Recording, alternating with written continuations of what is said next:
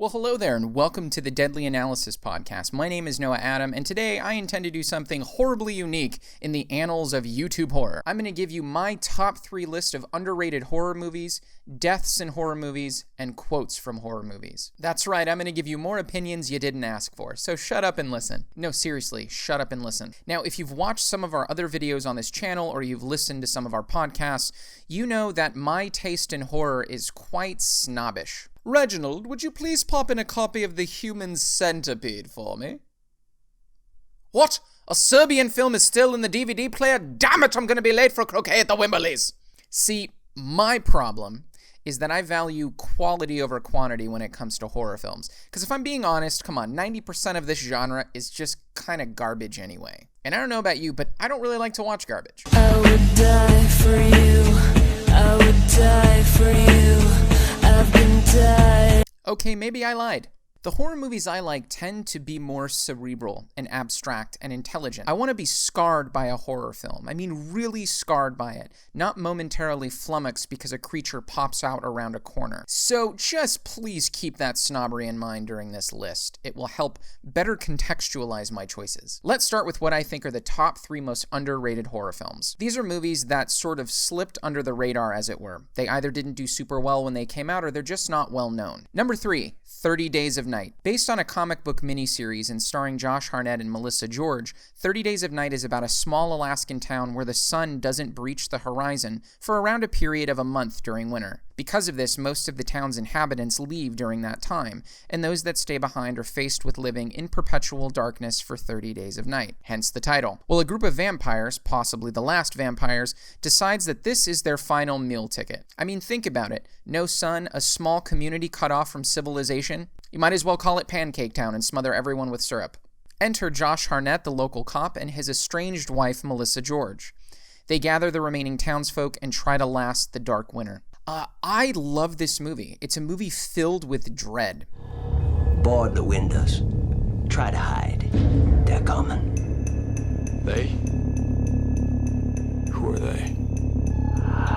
It's a movie that does vampires justice in terms of expressing their raw viscerality and insatiable craving for human blood. Basically, they would kill Edward Cullen upon meeting him immediately. They'd probably call him a little bitch first, and it would sound something like this.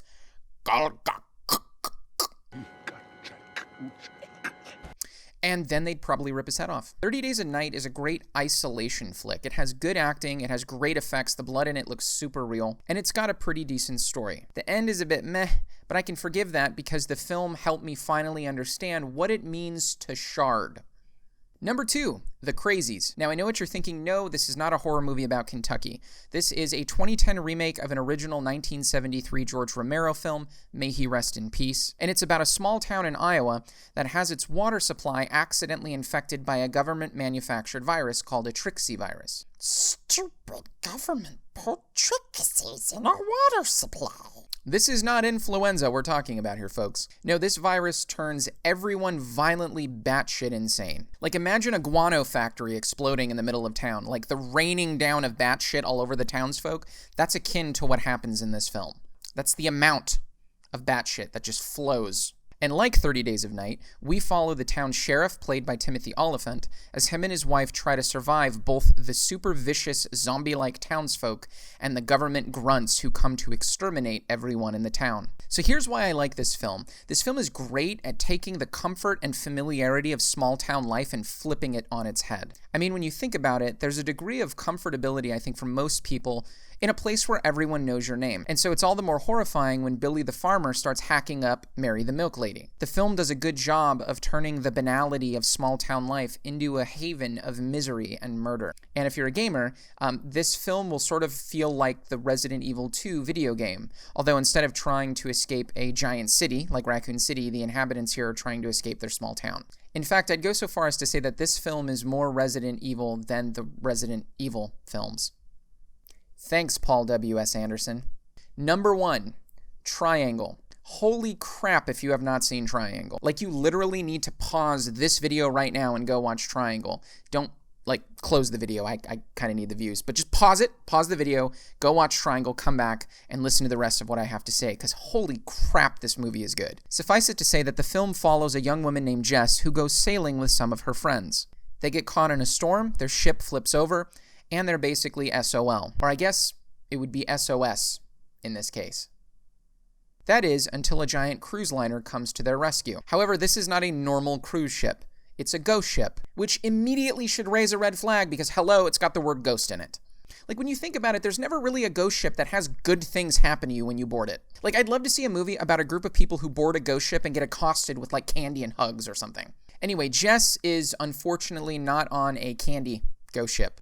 No, she's on a ship with a killer who is hunting her and her friends down. Insert some time loops, 2 crazy-ass twists, some deep existential horror, and you have Triangle. Now, this movie is geniusly written. It's well acted, it's incredibly shot, and it's a lot deeper than the trailer conveys. Like, don't let the cover fool you. This is a film about tragedy and loss and regret. It's about the perpetual wound of grief. It's one of the only scary movies I know of in which the supernatural or otherworldly predicament that the protagonist finds themselves in is overshadowed by the existential horror that's being faced by that character. Like, without spoiling it for you, the horror in this film comes from the side. It's not at all obvious, and the ending is mind-blowing. So for God's sakes, check out this movie. It's criminally underrated to the point of being a tragedy on par with the sinking of the Titanic. I mean that without any hyperbole.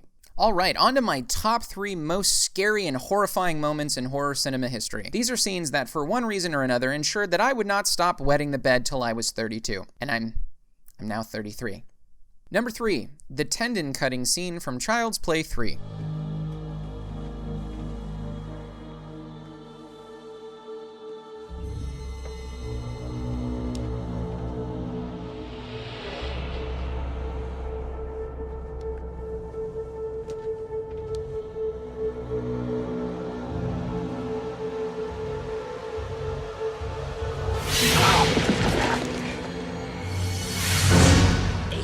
Long time no see, pal.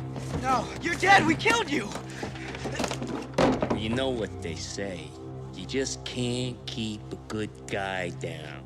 Now, I had the luxury of seeing this film in the theater when I was 7. And if I remember correctly, it was right about at this scene where my crying in the theater turned into a kind of effervescent sort of wailing. Like snot bubbles were beginning to come out of my nose. You know what I mean? Like, you ever see a kid stub their toe or hit themselves so hard that, like, they just get frozen in pain and nothing is coming out of their mouth, even though the look is like they're going to scream in a second? Kind of like...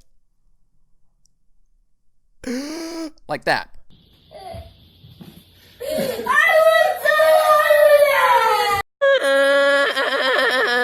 Why are you crying? So my dad and I had to leave the theater, and pretty much until this day, I can't dangle my feet over the bed. Thanks, Dad. Number 2, the hospital scene from Halloween, The Curse of Michael Myers. I've always had a thing for hospital hallways. That sounded wrong. I've always had a fear of hospital hallways. Let's go with that. Like, they're super wide, they have that hospital smell, the tiles look the same, they're just really sterile. There's just something a little too clean. It just feels unnatural. So now let's take that and add Michael Myers to it. And thus we have a scene from Halloween 6, The Curse of Michael Myers.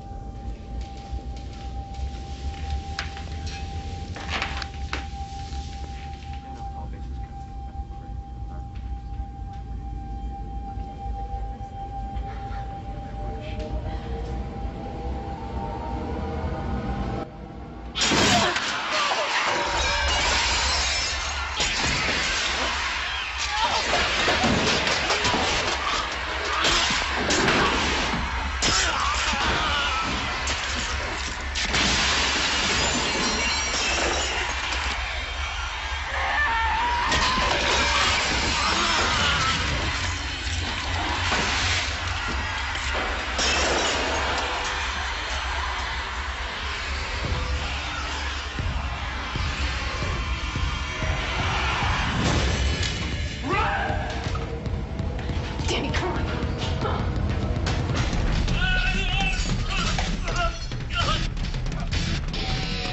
Now, I'm not entirely sure why, but I actually liked Halloween 6. A lot of people criticized it, but I thought the film was very gothic compared to some of the other ones. And this scene just really stood out as being terrifying to me. Like, a hospital hallway is scary enough, but being stalked and hunted by Michael Myers in a hospital hallway, that's a whole new level of fear. And it's also my excuse for why I haven't been to the doctor in 20 years. Number 1, the blood orgy scene from Event Horizon. This scene, just damn. Like, Saw doesn't do it. Hostel doesn't do it, Final Destination doesn't do it, but get me onto the Event Horizon and I'm done. See, I think the mistake that most modern horror films make is that they focus on drawing out sequences of pain such that the audience confuses fear with revulsion. Seeing an ankle get sawed off is revolting, but it's not really scary. Scary is more work than that. It's kind of an art. So suppose you're in this sci-fi horror film, and you've been assigned to dock with a previously lost ship that suddenly and inexplicably shows up. A ghost ship. Again, no candy on this ship. So suppose further that this ship has gone beyond the boundaries of our known universe, and has brought back with it deep chaos and darkness and pain. Yay. Lastly, suppose that you aren't made aware of this until the ship's log suddenly starts playing out of nowhere unexpectedly, immediately catching you off guard as you watch the previous crew rip, claw, maim, and sodomize each other with pipes.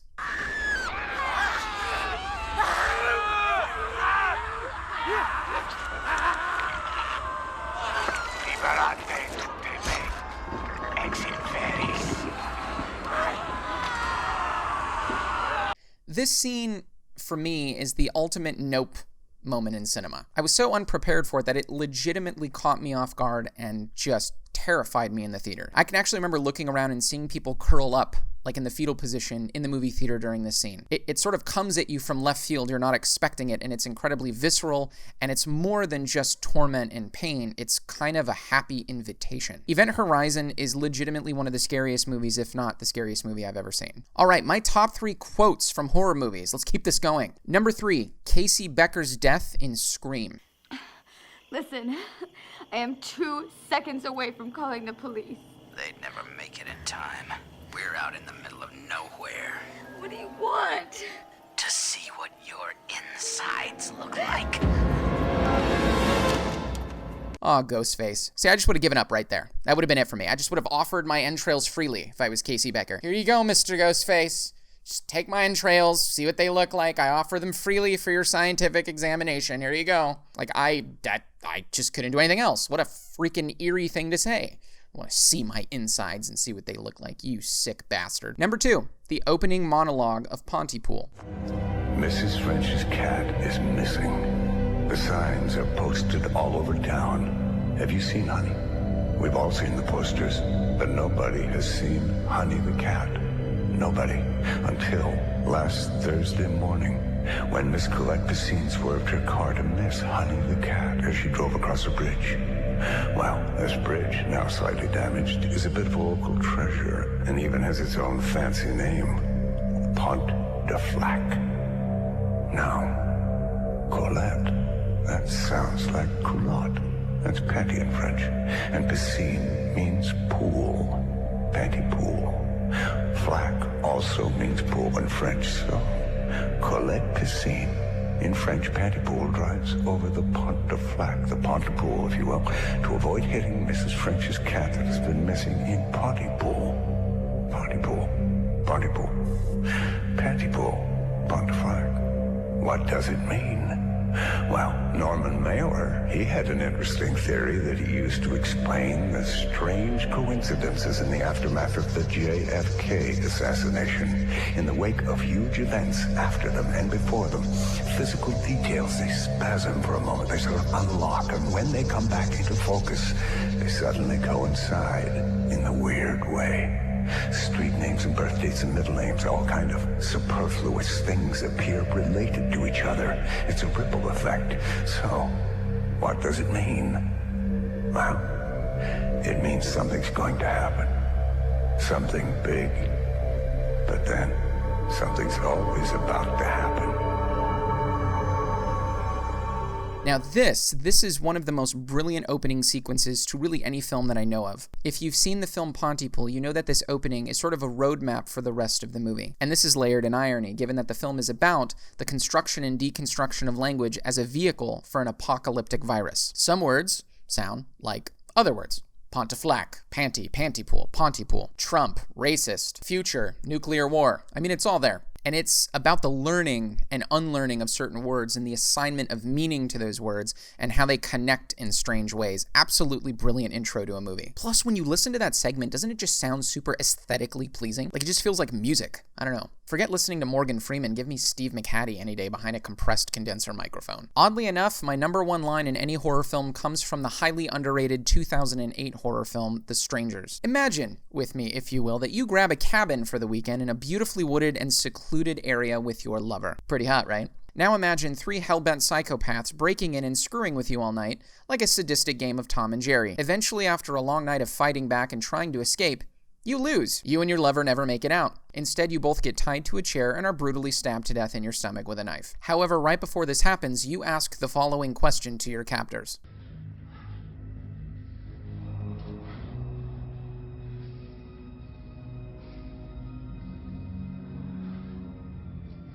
Why are you doing this to us? Because you were home.